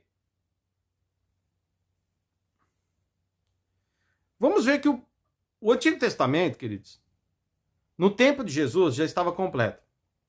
Eu estou falando aí de todos os livros do Antigo Testamento, tá? De Gênesis até Malaquias. Esses livros foram escritos num período de 1000 anos da história de Israel. Tá? Começa lá com Moisés, vai sendo escrito, né? Revisado, compilado, até chegar nos tempos de Jesus naquela compilação que é a mesma guardada até os dias de hoje, tá? Então essa é a Bíblia que Jesus tinha. E Jesus é interessante porque olha a análise que eu vou fazer agora. Preste atenção. Jesus hoje, ele está conosco em espírito. Ele não está mais de carne e osso, certo? Hoje, Cristo vivo, que ascendeu aos céus, enviou para nós o Espírito Santo e vivemos com o Espírito Santo aqui, o Paráclito, nos ajudando, nos dirigindo, habitando conosco e em nós. Graças a Deus por isso. Obrigado, Senhor. E o mesmo Paráclito que usou homens para falar de Deus, e essas falas, esses ensinos foram registrados posteriormente nas Escrituras. Por isso que ela é considerada a palavra de Deus, porque os registros aqui contêm palavras que os homens falaram segundo a inspiração, a direção do Espírito Santo. Fique claro. Então, assim, o que acontece? Que na produção do Antigo Testamento, chegou no tempo de Jesus, Jesus tinha lá o Novo Testamento completo, certo? Então ele tinha lá a Torá, que é o Pentateuco, 5 primeiros livros da lei, que é o principal, né, da leitura judaico, o peso maior é a lei. Aí depois vem os profetas, né? Enfim. Aí tem os escritos, ok? Mas nessa ordem, vamos colocar a Bíblia inteira aqui. De Gênesis a Malaquias. Era a Bíblia do tempo de Jesus, no século I. E foi a Bíblia que a igreja usou também durante todo o século I. Tá? E também depois, século II também. Mas vamos lá, pessoal. Jesus vindo em carne, eu estou falando lá do século I agora. Jesus vindo em carne, não era só ele falar, mano, sou eu, tô aqui, ó. Sou eu, pô, tô aqui, ó, é aqui, ó. Mas ele precisava, para mostrar que ele era ele mesmo, ele precisava usar o Antigo Testamento, o livro. E é interessante que ele mesmo disse, vocês só podem me seguir se o que eu fizer estiver de acordo com o livro. Meu, isso é sério, é sinistro. Enquanto você fala que não precisa do livro, o próprio Jesus encarnado disse e usou o livro para mostrar que o livro era importante para que as pessoas, ao analisarem o livro, percebessem que Jesus era ele. E o livro falava dele. Jesus não descartou o livro. Se ele fizesse qualquer coisa que não estivesse no livro, ele seria reprovado como Messias. Você consegue abrir a tua mente? Agora eu quero que você seja liberal de verdade. Consegue abrir a tua mente para ser um pouco ortodoxo? Você consegue abrir a tua mente para você ser um pouco ortodoxo? Um pouco mais conservador nesse momento? Imagina que Jesus não faz o que as Escrituras dizem. Ele seria Jesus? Ele seria reconhecido pelos profetas? Ele seria reconhecido, aliás, pelos profetas não, né? Por aqueles que estavam com ele. Ele seria reconhecido se ele não tivesse cumprido as profecias? Não, ele não teria sido reconhecido. Agora, sabe quem não o reconheceu? Você vai falar para mim, mas ele morreu na cruz, então o pessoal não reconheceu ele. Claro que não, porque eles não seguiram o livro. É verdade, eles não seguiram o livro. Se eles tivessem observado o livro, teriam reconhecido Jesus. E sabe quem falou isso? Foi o próprio Jesus. Olha o que o texto diz aí, olha, que Jesus chegou e falou para os religiosos lá. Ele disse assim, ó, vocês não creem no que escreveu Moisés. Olha aí, ó, vocês têm o livro, mas não crêem no livro. Vocês não acreditam nisso aí. Acho que vocês acham literal demais. Aí ele vai dizer que se vocês crescem no que está escrito no livro, vocês creriam nas palavras que eu estou falando. Olha isso. Aí ele diz, vocês até têm o livro na mão, examinam ele, mas vocês rejeitam acreditar nele. Jesus não criticou, irmãos, o fato de eles examinarem as escrituras, viu? Jesus não criticou o fato de eles examinarem a escritura. A crítica de Jesus foi que eles tinham as escrituras, diziam que examinavam as escrituras, que liam ela, mas no fundo rejeitavam acreditar nela. E ele está falando isso em todo o contexto. Ele está dizendo, vocês não creem no que vocês examinam. Olha aí, ó, eu vou pôr de novo o texto. O problema não... examinar, vocês ficam essas coisinhas, vocês estão tão afastados do livro, pessoal, que vocês têm na mão e criticam, que se vocês analisassem na hermenêutica, texto e contexto, que é o certo, vocês veriam que Jesus não está dizendo que o problema foi examinar o livro, o problema foi examinar e não crer. Olha o que está escrito aí, ó. Se vocês crescem em Moisés, vocês creriam também em mim. Tá vendo só? Então Jesus está falando, vocês examinam para ter a vida eterna. Aí ele diz, mas eu venho, eu estou aqui, e vocês não querem vir a mim para ter a vida. Ele está dizendo o seguinte, vocês examinaram pra caramba esse livro, mas não acreditam no livro. Se crescem no livro, creriam nas minhas palavras, mas vocês não creem. Aí ele vai dizer assim, porque Moisés escreveu sobre mim, é sobre mim que ele falou. Mas vocês não acreditam. Tá vendo os textos aí? Então veja bem, foi o próprio Jesus que usou a escritura para falar dele mesmo. E agora você está me dizendo que 2000 anos depois você não precisa pegar o livro para falar de Jesus? Que pretensão é essa? Que arrogância, que soberba diabólica é essa que tomou tua mente? Seu filósofo mundano, que se afastou da fé e porque ama os seus pecados e quer dizer que tudo é normal para poder ficar livre. Livre para noitada, livre para beber, livre para fumar, livre para casar homem com homem, mulher com mulher, livre para viver a sua vida e dizer que Deus aprova tudo, porque tudo era cultural. Eu não quero saber desse livro que me condena, dos arrependimentos que ele me propõe. E ainda vem um mestre e diz: eu não acredito que Deus lançaria pessoas no inferno ou num lugar de tormento eterno, eternamente, só porque elas desobedeceram ele. Meu, vocês estão tão longe do livro que nessa questão aí, até o apóstolo Pedro disse, olha que o Pedro disse que Deus não poupou os anjos, cara. Como se os anjos não fossem amados por Deus, né? Ele não poupou os anjos, cara. Ele condenou os anjos à perdição eterna, cara. E por que não faria isso com a gente? Somos melhores que os anjos, né? Então Deus faz acepção, né? Das suas criaturas. Não, queridos. João 3,16. Porque Deus enviou o mundo. Porque Deus enviou o seu Filho unigênito ao mundo. Porque Deus amou o mundo. Ele amou tanto que deu o filho dele para morrer. Para morrer, para sofrer. Aí ele diz, qual que é o que ele espera desse mundo? O que ele espera desse mundo? Para que ele salve então esse mundo. Ele espera que todo o que nele crê seja salvo. Não pereça, mas tenha vida eterna. Você está entendendo? O que Deus ama o mundo, sim, tanto que a prova de amor enviou o filho dele para morrer numa cruz. E o que ele espera como resposta?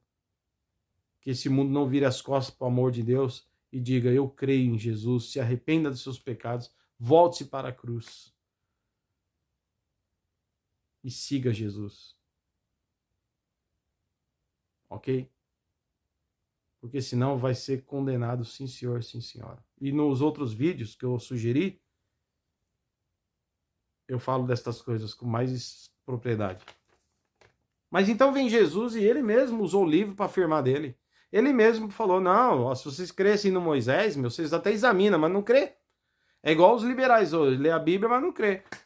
Lê que Jesus vai voltar, mas não crê que Jesus vai voltar.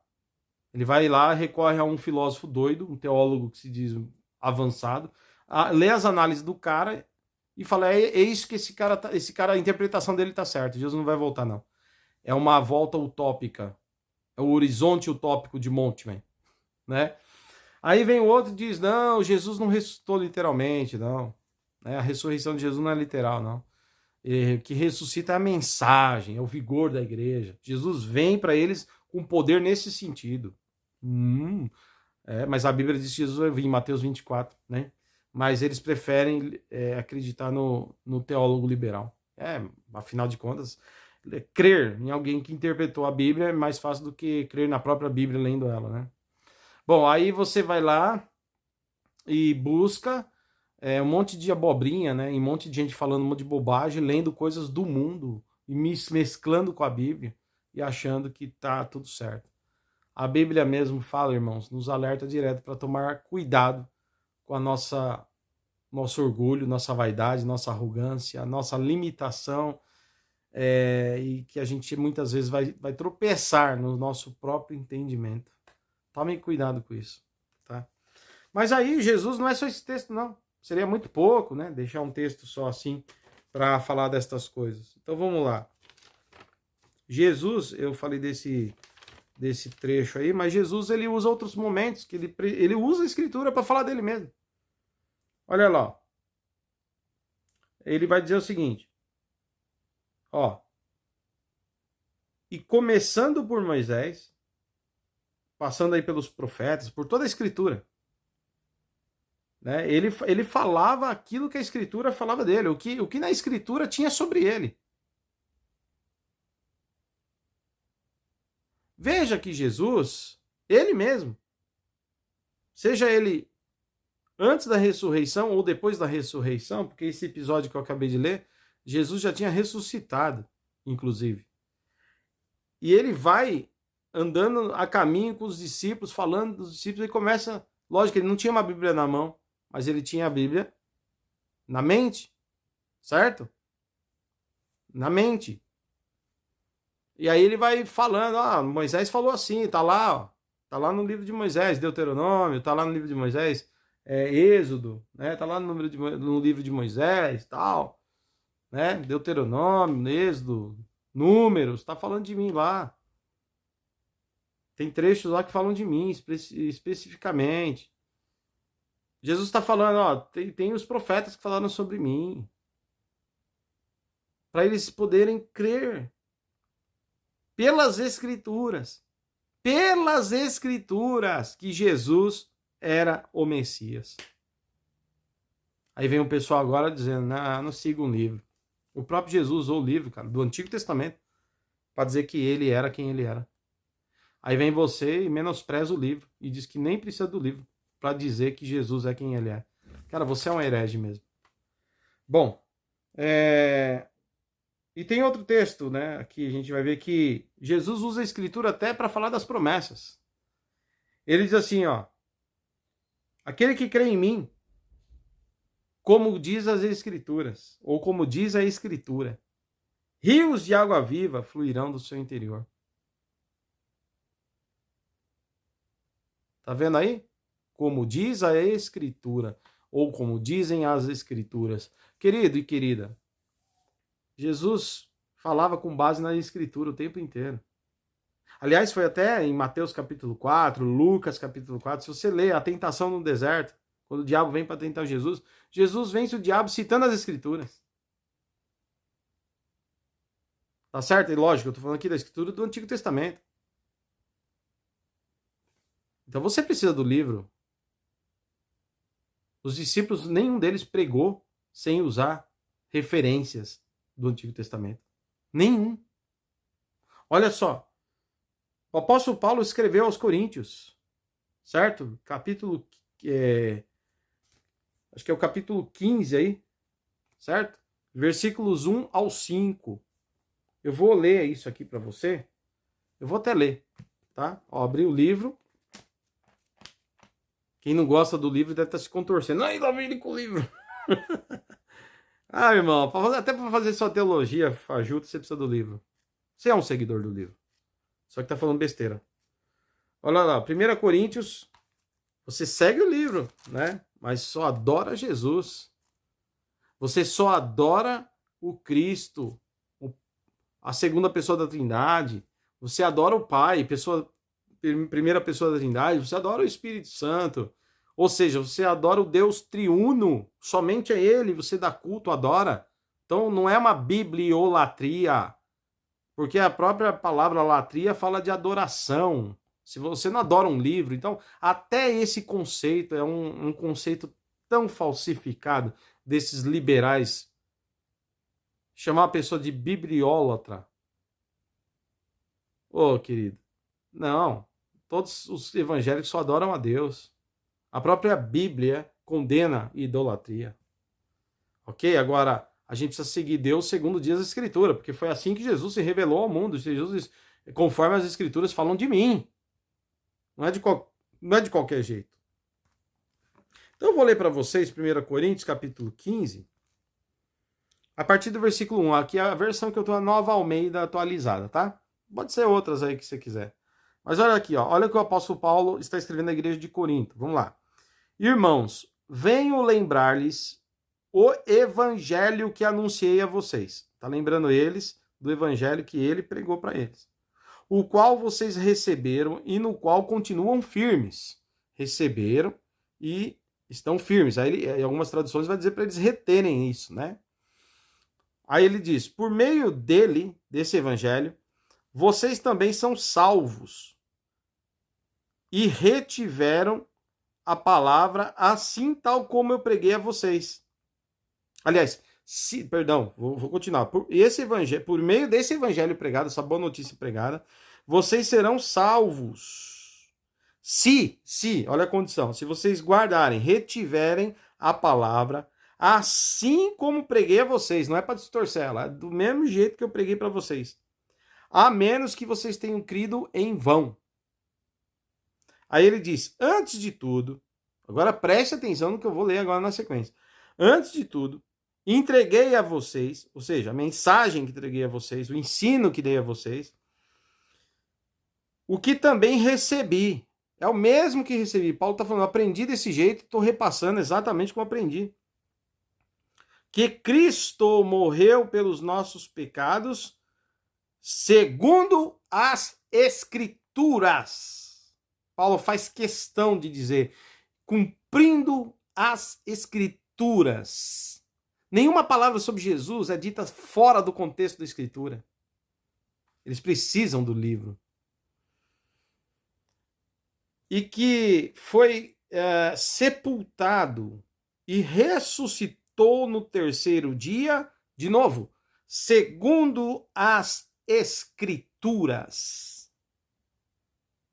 E apareceu a Cefas, e depois aos 12. Depois foi visto por mais de 500 irmãos de uma só vez, dos quais a maioria ainda vive, porém alguns já dormem. Acho que é o suficiente, né? Para dizer aí que as Escrituras, Jesus, Paulo, nenhum deles pregava sem usar a Escritura como um modelo que aponta para o Cristo. Modelo não, perdão. Como o livro que contém os registros que falam sobre Cristo, que apontam o Cristo. Então não dá para você querer se livrar do livro, irmão. Agora você falar assim, eu interpreto o livro diferente de você, aí é uma outra pegada. Mas nós dois seguimos o livro. Seja você com a sua interpretação herege, progressista, ou seja eu com a minha interpretação que você chama de fundamentalista, conservadora, ortodoxa. Nós precisamos do livro para fazer teologia. Aliás, para conhecer Jesus precisamos do livro. O problema é que quando vamos para o livro, acontece isso que está acontecendo agora. Eu vou colocando bases e textos, e não são textos difíceis, são textos claros, que não precisa de nenhum malabarismo interpretativo, quântico. Porque tem um teólogo aí, um pastor aí, né, que eu nem sei se é mais pastor, já foi pastor, ele diz, eu estou viajando no evangelho quântico. Oh, parece que fumou um bagulho, sabe? Eu estou voando no evangelho quântico. Vai lá, fica viajando no evangelho quântico. Bom, enfim, galera. Eu poderia falar mais um monte de coisa, eu vou falar. Espero que você esteja aí firme e forte, irmão. Tem uns aqui já abandonou, já parou de ver, porque não aguenta. Não aguento, velho. É muita surra de Bíblia. Dá-lhe Bíblia, dá-lhe Bíblia, dá-lhe Bíblia, dá-lhe Bíblia, Bíblia nele. Ele aguenta. Ah, cara. Meu, isso aqui é Bíblia, mas é com teologia, viu? Não tem nada fora de teologia aqui, não. Beleza? Eu estou falando para a segurança da igreja, irmão, porque eu não sou um cara que estuda teologia. Eu sou pastor de almas. E eu preciso entender que tem alma aí que eu ouvi certas bobagens, os caras vão falar, mano, não quero mais saber disso, é tudo papagaiada. Já estão dizendo que o protestantismo só forma louco, já estão dizendo por aí que nem precisa de igreja, já estão dizendo por aí que um monte de besteira, e tudo isso vem dessa corrente aí modernista que vai destruindo as bases e os fundamentos da fé para se tornar uma igrejona legal. E muitas igrejas vão aceitando tudo dentro delas e elas vão perdendo referência para ser realmente luz do mundo.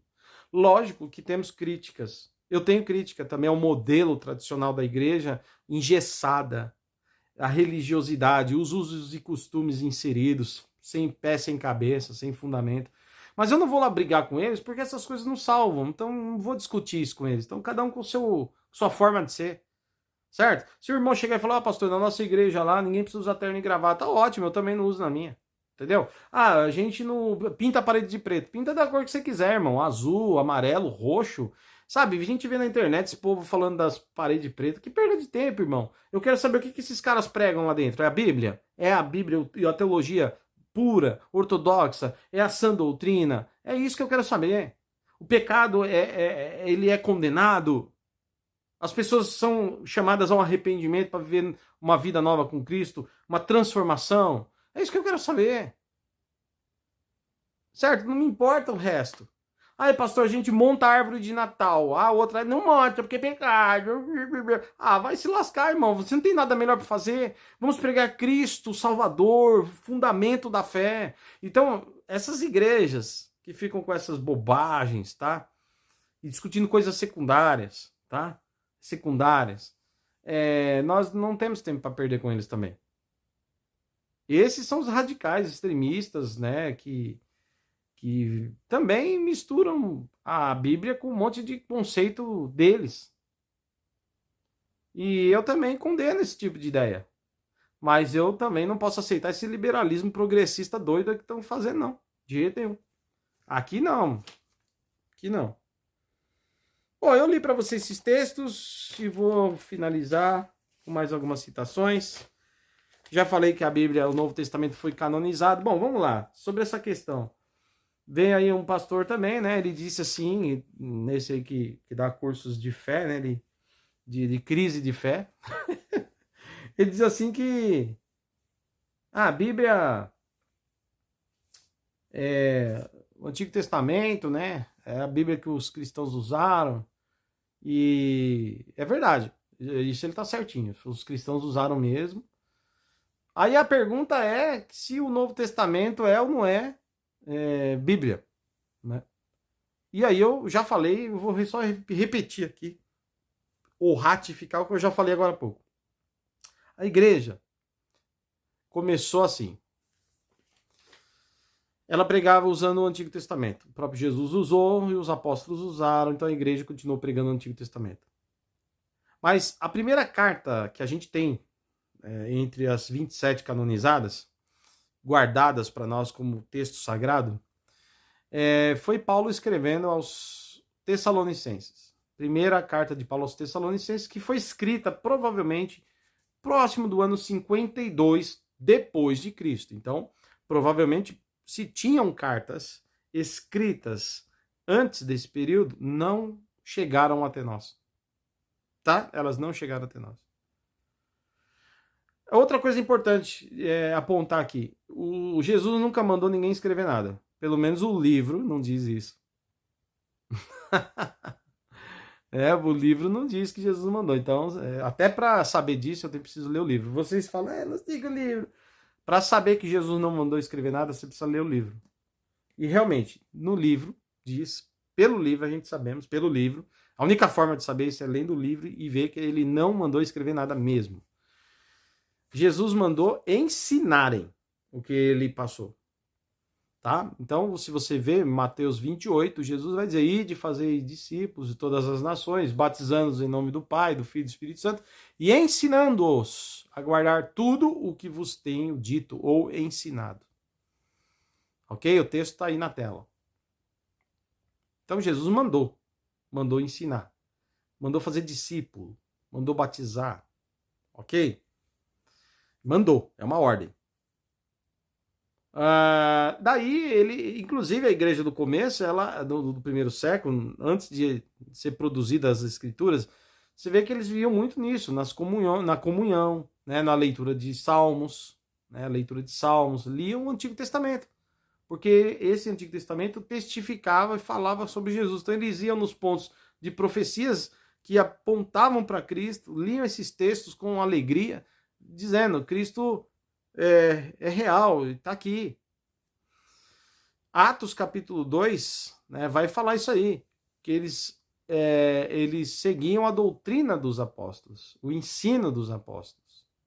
Ok? Muita coisa da teologia ainda não havia sido desenvolvido. Tá? Eles permaneciam na doutrina dos apóstolos aí, olha aí. E na comunhão, né? Bom, mas então muita coisa da teologia, termos como trindade. A trindade, ela existe porque a base dela é bíblica. tá? Mas o termo, a expressão, o nome Trindade Santa não existia ainda. Isso foi criado lá na frente por Tertuliano, um pouco depois, né? E outros termos, a teologia ela vai sendo desenvolvida, tá? Mas a partir do quê? Qual que é a base da teologia para ser desenvolvida? A tradição cristã e as escrituras, tá? Seja Antigo e Novo Testamento, as duas coisas. Por que isso? Porque a partir do ano 52, o que a gente tem então, se foram escritas antes, não tem. Nos perdemos, ou se perderam, a não ser que a arqueologia futuramente ache alguma coisa. Mas até então não há nenhum escrito antes do ano 52 que seja canônico, tá? Aí a gente vai achar Paulo escrevendo aos Tessalonicenses. Depois vem o Evangelho ser escrito. Depois outras cartas de Paulo, até próximo do ano 100, onde João, o apóstolo, escreve o Apocalipse. Então, do ano 52 até o ano 100, foram várias cartas sendo escritas. Uma por Tiago, uma por Paulo, outra por Pedro, aliás, várias por Paulo, algumas por João, outras por Tiago, ou aliás, outra por Tiago, outras por Pedro, e foram sendo escritas. E foram circulando entre a igreja, lá no primeiro século. E a prova que a gente tem, onde a gente sabe que isso aconteceu? Lendo o livro. A gente precisa do livro para isso, cara. Para toda a teologia, para toda a discussão que a gente vai fazer, a gente precisa do livro. É impossível ficar sem ele, tá? Vamos lá, porque o próprio Cristo permitiu que nós o tivéssemos. Assim como Deus usou as escrituras no Antigo Testamento e nela registrou as profecias para construir toda a visão teológica daquela nação para receber o Messias, a ponto de que Jesus chegou ao mundo como homem, se manifestando em carne, ele usou as escrituras para falar que ele era ele segundo as escrituras. A igreja segue no mesmo caminho, queridos, a mesma lógica de que Cristo é o Cristo conforme as escrituras dizem, tá bom? Não dá para você querer fugir disso. Foi o próprio Jesus que ativou isso aí, esse mecanismo aí, tá? Bom, vamos lá então. As cartas de Paulo, Pedro, João, elas circulavam já no século I, final do século I, entre todas as igrejas. Mas nem todas as igrejas tinham todas as cartas, porque eram várias igrejas, tinha perseguição do Império Romano, né? Não havia templos construídos, a igreja tinha que era de casa em casa, havia muita gente circulando. Então, muita coisa era ensinada oralmente. Então, veja que depois da subida de Jesus para o céu, até o ano 52, ou até o final do século I, praticamente, a igreja ela só teve acesso ao Antigo Testamento mesmo, tá? E poucas cartas começaram a ser escritas, começaram a circular entre as igrejas. Poucas ou muitas, mas começaram a circular. Umas se perderam, outras foram guardadas. É isso, tá certo? E aí as escrituras nos falam que essas cartas circulavam lá, tá? Por exemplo, vamos ver aqui o que a própria Bíblia nos revela sobre isso, o Novo Testamento. Olha como é importante o Novo Testamento para a gente saber disso. Você vai ver que o apóstolo Paulo, ele vai dizer primeiro que as palavras que eles falavam não eram recebidas como palavra de homens, mas como palavra de Deus. Ou seja, ele está dizendo, o ensino que nós levamos a vocês são recebidos como palavra de Deus e não como palavras de homens. Olha o que ele diz aí na primeira carta, que foi a primeira que a gente tem, né, no cano, a mais antiga, encontrada e preservada, no ano 52 depois de Cristo. 1 Tessalonicenses, capítulo 2, versículo 13. Olha o Paulo falando, olha o texto que diz, tá vendo? Vocês ouviram as nossas palavras e receberam não como palavras de homens, mas receberam as nossas palavras, como de fato é, palavra de Deus. Então, isso aí é muito importante, porque o apóstolo Paulo está dizendo, ele está dizendo que a igreja recebia o ensino deles não como ensino de homens, mas ensino de Deus. Aí vem um teólogo liberal dizendo que era ensino de homens. E aí vem os cristãos daquele tempo confessando aqui, Paulo escrevendo, dizendo, obrigado, porque vocês receberam nossas palavras não como de homens, mas como ela realmente é. Ele ainda fala isso. Olha o texto aí. Como de fato são palavra de Deus. Ele está dizendo, o que nós falamos para vocês, palavra de Deus, não de homens. Essas palavras, esses ensinos, foram depois registrados no livro. Então, ler o livro é ler o que Paulo disse. Ler o livro é ler o que Paulo ensinou. Ler o livro é o que Pedro ensinou. Ler o livro é ler o que Tiago ensinou. Ler o livro é ler o que João ensinou, porque o que eles ensinaram oralmente foi registrado depois nas escrituras do Novo Testamento. Você consegue entender? Não dá para você querer separar a tradição oral da Bíblia. Por quê? Porque esse ensino oral, inicialmente, vai depois ser registrado na Bíblia, no Novo Testamento. Paulo vai começar a escrever coisas para várias igrejas e são preservadas. Então, é ouvir o que Paulo estava ensinando às igrejas, que serve para nós hoje, claro, com a devida contextualização, claro, né? Como eu já falei, não vai pegar 1 Coríntios quando Paulo fala que é vergonhoso ao marido se a mulher falar na igreja. É contextual, isso aí é uma questão cultural, uma questão de época, um costume de época. O mundo mudou, o costume é outro. Devidamente a interpretação correta, né, com todos os pingos nos is, dá para saber o que é doutrina permanente e o que é coisa que era costume que Paulo abordava naquela época. Certo? Fique claro isso. Mas palavra de Deus recebida. Paulo diz: vocês receberam nossas palavras como Deus falando com vocês. E aí essas palavras que é Deus falando, Paulo vai escrever, obviamente, e vai registrar nas escrituras, nas cartas dele. Ok? E é interessante que 2 Tessalonicenses, na segunda epístola aos Tessalonicenses, capítulo 2, versículo 15, Paulo vai dizer que eles devem ficar firmes, ou seja, firmes na fé, olha o texto, né? E reter, guardar as tradições que ensinaram. Aí pode ser os ensinos, né? As tradições que eles ensinaram da fé cristã, pelos apóstolos, seja por palavra ou por carta. Palavra nossa ou carta. Então ele está falando para a igreja guardar isso, não é para jogar no lixo, é para guardar aquilo que foi recebido, seja escrito, seja falado. Valorizando aí a tradição oral e escrita. Aí eu não estou falando daquela tradição da Igreja Católica que é construída pós o período apostólico. Aí é outro esquema. Eu já tenho 2 vídeos que eu falo sobre a tradição e escritura no meu vídeo, no meu canal, só você procurar. Tradição e escritura, tá? Falando dessa polêmica entre tradição e escritura, entre protestantismo e catolicismo. Então, toda a tradição antes das escrituras, antes das cartas dos apóstolos, nós cremos, válido. Mas toda a tradição posterior a essa época já é complicado para a gente aceitar, nós evangélicos, tá? Mas não é o tema para hoje, só para deixar claro. Então nós entendemos que era valioso o ensino oral, assim como o ensino escrito, ok? É isso aqui, por isso que temos o livro, porque tem o mesmo valor do que da experiência viva, a experiência que aquela comunidade teve com Jesus e os apóstolos ensinando eles, ela também está aqui, querido. Seja por carta ou pessoalmente, seja na experiência real, pessoal que vocês ouviram de nós pessoalmente, ou por meio do que está escrito, das cartas nossas. Ai...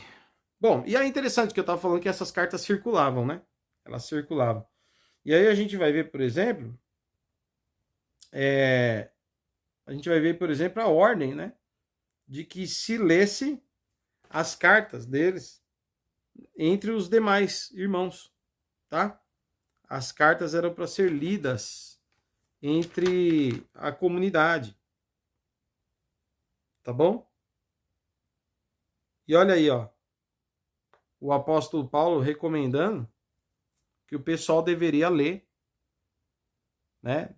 A igreja deveria ler aquela carta que ele escreveu. Olha aí, leiam aí no meio de vocês a carta que eu escrevi, ensinando as coisas de Deus. E depois faça que ela seja lida também na igreja de Laodiceia. Mandou ler lá também. E é muito interessante que ele diz, depois pega a que foi escrita lá Laodiceia e leiam também. Olha que interessante, as cartas circulavam e eles iam lendo. Umas foram preservadas e outras não. Outras se perderam com o tempo, faz parte. Ok? Então é a prova que havia uma ordem que as cartas fossem lidas.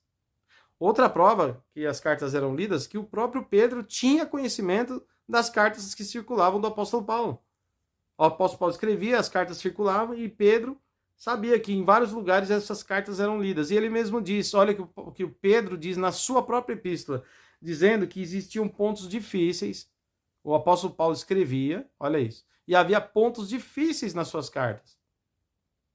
Pontos difíceis de entender.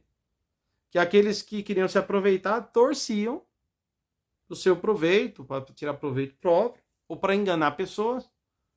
Tá vendo só? Então, aí a gente vai ver, com esse testemunho, Pedro está dizendo também que as cartas de Paulo eram lidas. E alguns recebiam de forma correta, outros interpretavam erradamente, erroneamente. E alguns até de propósito torciam as escrituras, as cartas de Paulo. E ele coloca ainda uma coisa importante no texto. Ó, e distorcem como fazem também com as demais escrituras. Olha que interessante isso. Provavelmente ele diz, do jeito que torcem o Antigo Testamento, torcem também as cartas de Paulo. Pelo menos é isso que eu entendo, tá? Que ele está falando aí. Bom, pessoal, eu poderia falar mais um monte de coisa, mas acho que já deu, né? O vídeo ficou 1h40 aí, tá longo. É isso. É isso aí. Eu acho que nós encerramos por aqui, então. Tá? Eu espero que você tenha sido abençoado. Obrigado por ficar até aqui assistindo. Espero que você... Desculpa alguma palavra atropelada com o meu ímpeto, né? Mas é que a gente vai ouvindo tanta coisa e a gente tem zelo pelas coisas de Deus e pelas almas.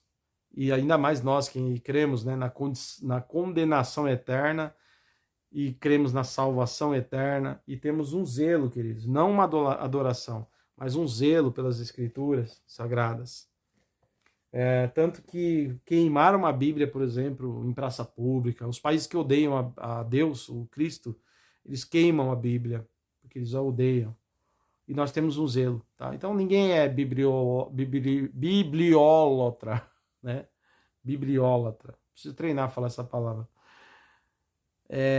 Ninguém adora um livro, queridos, mas o livro nos ensina a adorar somente a Deus. Mas é pelo livro que a gente aprende a adorar a Deus, né? Lógico que no começo eles tinham os apóstolos ensinando. Cristo estava ali naquela região, tudo muito recente. Mas eles precisavam também, a mesma igreja, sem o Novo Testamento escrito ainda, mesmo ela precisava do Antigo Testamento para pregar. E nenhuma pregação, nenhuma do antigo, dos primeiros cristãos ou dos apóstolos, nenhuma delas foi pregada sem o apoio das Escrituras. E como eu mostrei até o próprio Jesus, tudo que ia falar dele, falava segundo as Escrituras. E dava testemunho de que ele era ele mesmo, que as Escrituras falavam, tá? Então, depois o Novo Testamento é canonizado, o Espírito Santo guiou a igreja a isso, e graças a Deus nós temos os textos de Paulo, Pedro, Tiago, João e outros, né, os evangelhos, temos conosco. Obrigado, Senhor, pela preservação das Escrituras, tá? Então, ame a Bíblia, saiba, sim, interpretar corretamente, mas cuidado, para você não ser alguém que se afasta das Escrituras e começa a não aceitar fundamentos dela. E aí chama os outros de fundamentalistas por conta de você ser liberal demais. E está começando com o seu progresso, na verdade, regredir na fé, abrindo mão de fundamentos e elementos que são essenciais para a sua salvação. Que Deus te abençoe. Eu espero que você se inscreva no canal, curta o canal, compartilhe. E espero que você tenha gostado do vídeo. Até o próximo, se Deus quiser.